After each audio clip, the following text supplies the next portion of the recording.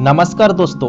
आखिर स्टूडेंट सोचते हैं कि जेई एग्जाम क्या होता है, जेई मेंस और जेई एडवांस में क्या अंतर होता है।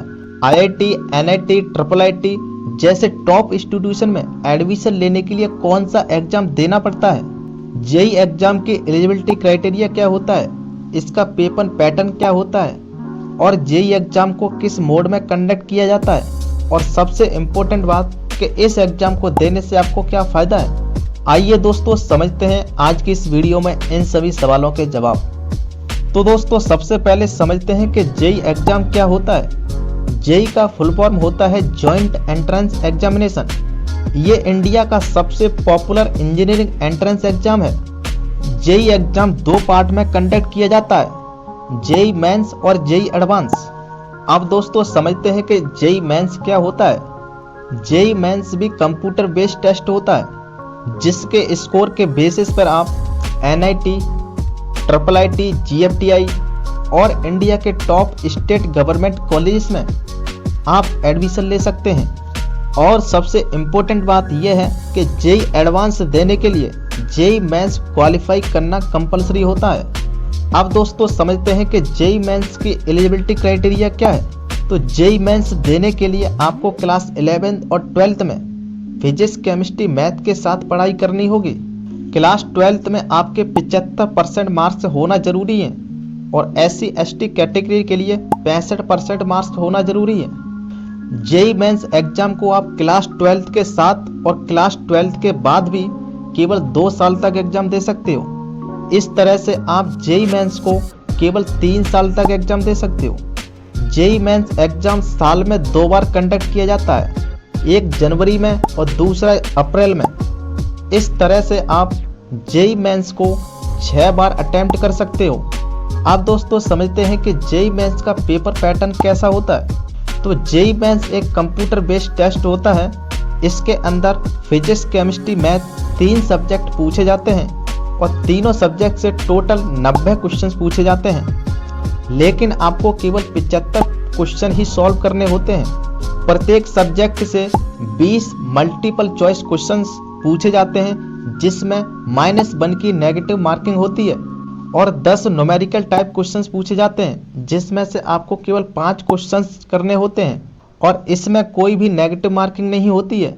इस तरह से आपको प्रत्येक सब्जेक्ट से 25 क्वेश्चंस को करना होता है। इस तरह से आपको तीनों सब्जेक्ट से 75 क्वेश्चंस को सॉल्व करना होता है। प्रत्येक क्वेश्चन 4 नंबर का होता है। इस तरह से जेई मेंस एग्जाम 300 मार्क्स का होता है। और यहाँ पर सबसे इम्पोर्टेंट बात यह है कि जेई मेंस में सब्जेक्ट वाइज कट ऑफ नहीं होती है। इसका मतलब यह है कि अगर आपके किसी एक सब्जेक्ट में या 2 सब्जेक्ट में बहुत कम मार्क्स हैं, लेकिन अगर आप एक सब्जेक्ट के बेस पर ही क्वालिफाई कर रहे हैं तो भी आप क्वालिफाई माने जाएंगे।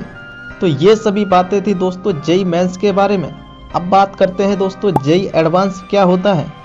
जो बच्चे जेई मेंस को क्वालिफाई करते हैं उनमें से टॉप के 2.5 लाख बच्चों को जेई एडवांस देने का मौका मिलता है। जेई एडवांस को क्वालिफाई करने के बाद आप इंडिया के टॉप 23 IITs में एडमिशन ले सकते हैं। इसके साथ ही आप IISc बेंगलोर जैसे टॉप इंस्टीट्यूशन में भी एडमिशन ले सकते हैं। अब दोस्तों समझते हैं कि जेई एडवांस की एलिजिबिलिटी क्राइटेरिया क्या है।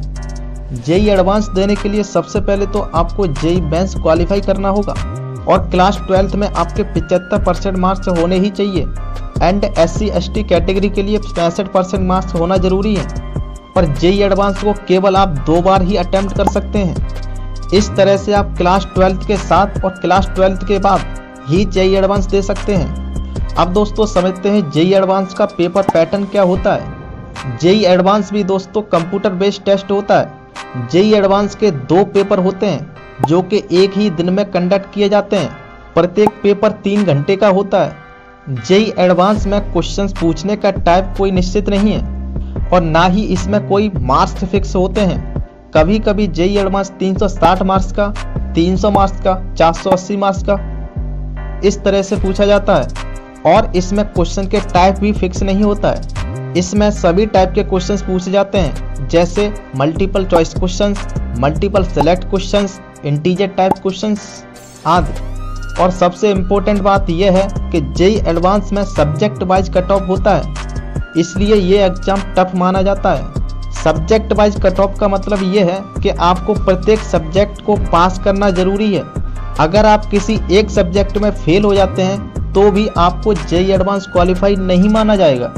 तो दोस्तों ये थी पूरी जानकारी जेईई एग्जाम के बारे में।